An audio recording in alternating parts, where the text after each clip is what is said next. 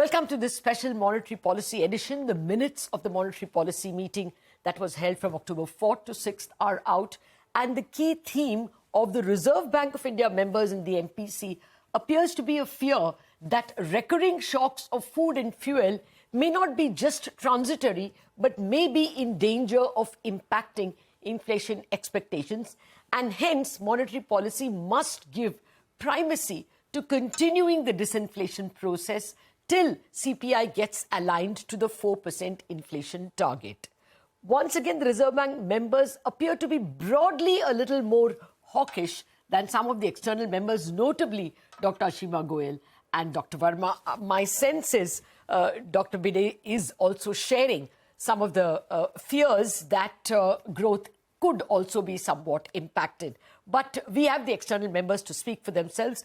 Joining me now are Dr. Shashanka Bhide, Dr. Jayanth Varma and Dr. Ashima Goyal, all the external members of the Monetary Policy Committee. Gentlemen and Ashima, thank you very much indeed for joining me and actually in Dr. Goyal's case, joining in spite of being away from Bombay, away from her office. Ashima, actually, let me start with you because you make it a point to say that even if global yields are higher, India need not react with higher policy yields, that competing higher interest rates need not be resorted to. Now, as it happens, just 24 hours ago, Indonesia has actually hiked interest rates, not because of their domestic problems, but because of the rising US yields, which are now touching 5%.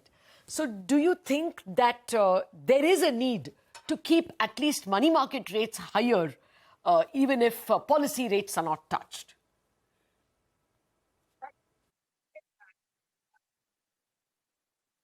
Risk has come down. And given our sequence sort of capital account liberalization, we have more degrees of freedom than Indonesia. You know, Indonesia during the taper tantrum had such large interest rate volatility because they freely allowed or liberally allowed local currency, borrowed bonds. While in India, it was more a policy decision to raise rates. It was not because of the interest differential.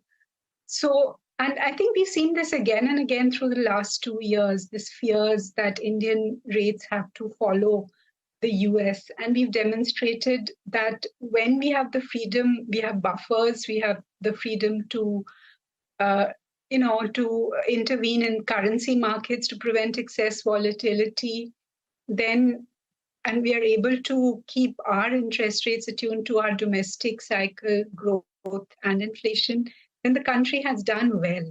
So I think markets should also recognize this freedom. And for the US, I think that higher for longer conflicts with the stated data dependence. Already we have seen some Fed members saying as yields have gone up so high that they may not need to raise further since markets are doing it for them, right? So I think there is a limit to how high rates can go because we know that corporates need to start borrowing, refinancing their loans taken at very low rates. And as they do it at higher rates, there are all kinds of financial market risks that come. Yes. And central banks will be cognizant of those risks. Yes. No, I take your point on that, but let me get Dr. Varma and Dr. Bhide also that. First to you, Dr. Varma.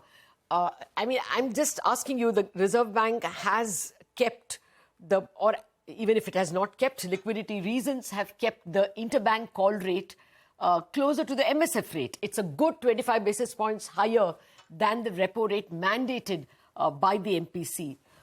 Do you think that is called for given the global turmoil and the competing interest rates from the United States?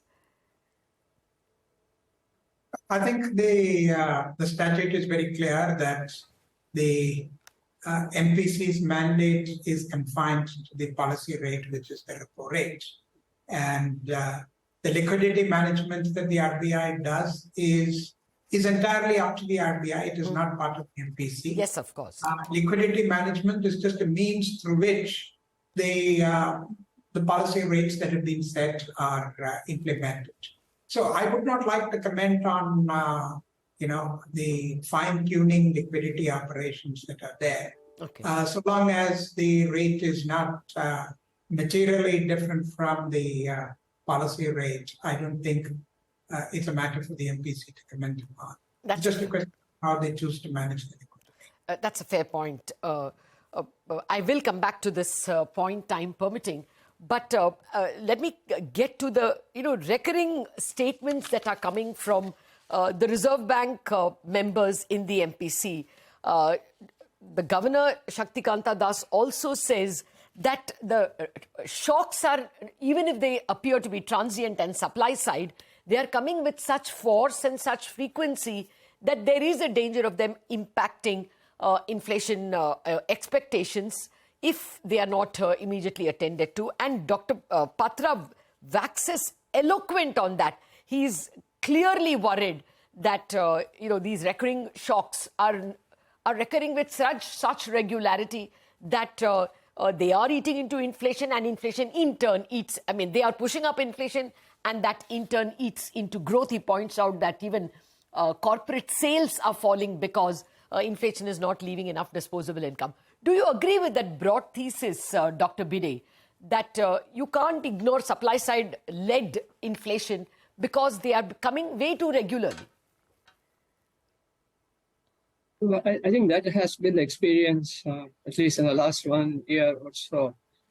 So we have had these shocks coming externally, and also these weather-related supply disruptions. So I think there is a potential for that. But at the same time, I think the concern is also that they should not get generalized into other prices. So I guess what we have seen so far, at least, is that the shocks that we saw in July and August, they seem to be transitory. But I think there is this potential for the continued effect of this weak monsoon this year on agricultural prices, food prices, and so on. So I think there are basically two concerns. I think one is this climate or weather-related impact, and then of course these shocks relating to the oil price scenario. So I think that there is a concern, but it is it is a concern that has a probability attached to it. Okay. Would you share that worry, Ashima? Because, after your MPC minutes were written, we have a fresh problem in the Middle East, and crude is now at $93. And who is to say it could go a little higher if more countries got embroiled in this war? So do you think more caution is called for? This is no time to talk about even an end point to the high policy.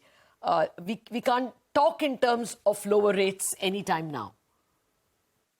As long as you keep the focus on the real rate positive and we don't have to worry about recurrent shocks. We will respond to them as a monetary policy. We will raise rates if our real rates are becoming negative, but they are positive currently given our expected inflation. And then we have seen in the past multiple supply shocks, but it has not generalized in Indian conditions. Because we have softness of demand, we don't have a tight labor market, we don't have excessive fiscal spending in the pandemic, we didn't have. And also we've seen in the current survey that household inflation expectations have fallen. We are seeing that core inflation is softening substantially because there are also factors such as slowing demand and global commodity prices fall, other commodity prices falling that are leading core inflation to fall. So far we have seen that inflation has not generalized the recurrent supply side shock. So why should we think that it will generalize in future? I think that inflation targeting is working. Expectations are getting anchored. Firms' price expectations is always around 4. They see the long run rate of inflation as that. And when they are raising their prices, they're not raising them above that. So I think in India, we're getting used to 4% inflation. Oh, I hope so. But the remaining 3 quarters for which RBI has given us forecasts, as Dr. Bhide correctly points out, all of them are 5% plus. So we are not really anywhere aligned to the target, are we? Ashima? No, I think for next year the guidance. Yeah. Next year's guidance is 4.6. Okay. And in the long run, headline does emerge. So Okay. let us see. If you're lucky, maybe this MPC will be able to save that. Okay. Well, Dr. Varma, would you worry? You know, we were just coming out of the tomato-led, veggie-led inflation. Now again, fuel inflation is knocking at our doors, and we haven't quite put even pulses and rice behind us. The last number, September pulses number was 14%, I think 16%, I'm sorry, year-on-year increase. And even pulses were, cereals were at double digits. So do you think there is a need to persist with liquidity tightening or other means of forcing inflation down? I think what we have is a real interest rate which is around 1%. That itself is a very strong war on inflation. When you keep the real interest rate at 1%, it has been and point is to keep it there until the inflation keeps coming down. All the signs are that, as Ashima pointed out, inflation expectations are well anchored. Inflation is coming down. You can see that in core inflation. You can see that in WPI. And the other things that you're talking about are spikes. And remember that when there are spikes upward, there are spikes downward. So you can't just talk about a tomato price shock and talk only about a positive shock. There is also a downward shock that happened, unexpectedly lower than what we thought. So these spikes go in both directions, upward, downward, and they cancel out. What matters is the broader pace of inflation, and what matters is whether monetary policy is sufficiently restricted to keep bringing inflation down. And I think it is. And the effect is being seen that it is moderating demand. It is bringing inflation down. It is anchoring inflation expectations. And that is what is required. And that is what is going on. And we have to persist with that until it comes towards the target. Okay. Actually, I wanted to ask you, how long do you expect the repo rate to remain at these levels? It's actually a question you are raising. At this point of time, the guidance that the market really needs is not about how high the terminal repo rate would be, but how long the rate would be maintained at a high level. If I pose that question to you, what would your reply be? I think the answer is to be very clear, and I think I answered that in the minutes as well. That our target is 4%. Our target is not below 6%. Target is 4%, and we have to keep real interest rates high enough to drive it down to 4%. The way the repo rate can come down is as inflation comes down. As inflation comes down, the same 6% repo rate will become higher and higher real interest rate, and therefore it will have to slide down to keep the real repo rate at an acceptable level. That's how it would happen, and it would be driven by inflation moving towards 4%. A couple of quarters where inflation is below 6% is not reason for a cut. I think that is the message that I think is what I'm talking about in my minutes. Okay. And I'm very clear on that. The goal is 4%. Okay. I think we need to work that into the headline. That's a very important takeaway, that you are not expecting that the MPC should be cutting rates till you see a decisive move towards 4%, and 4 to 6 is not what is the given mandate.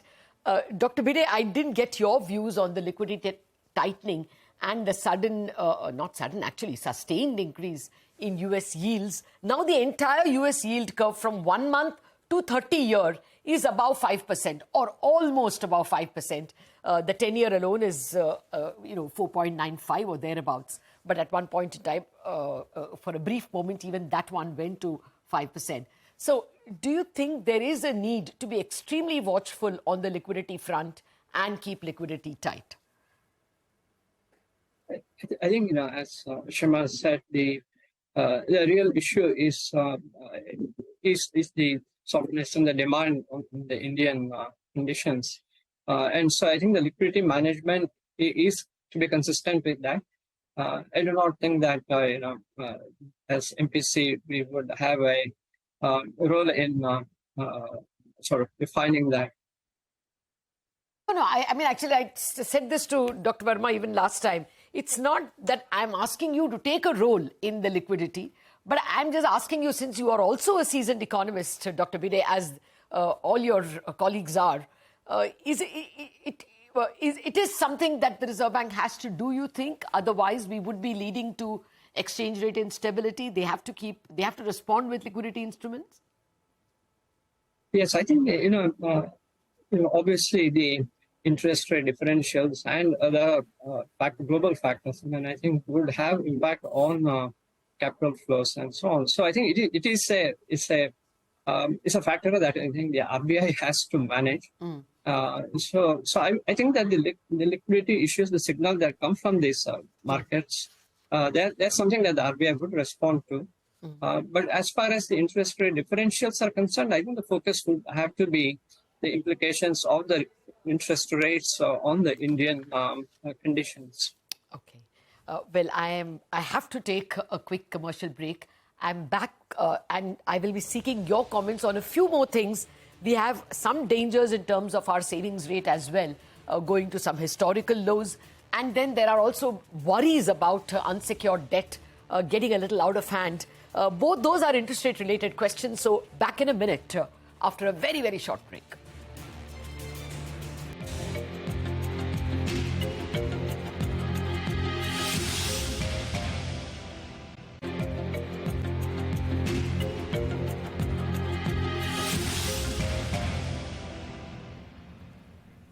Welcome back. We have been discussing with the external members of the MPC, Dr. Shashanka Bhide, Dr. Jayanth Varma and Ashima Goyal. The key takeaways from the minutes as well, we would like their views on the state of the economy. Dr. Goyal, Varma and Bhide, thank you very much for your patience. Ashima, I wanted to ask you about this reference you make that if you find unusual activity in certain areas, maybe the RBI should use higher risk weights on those categories, but not tinker with rates. Do you think that is called for in the context of the rise in unsecured debt?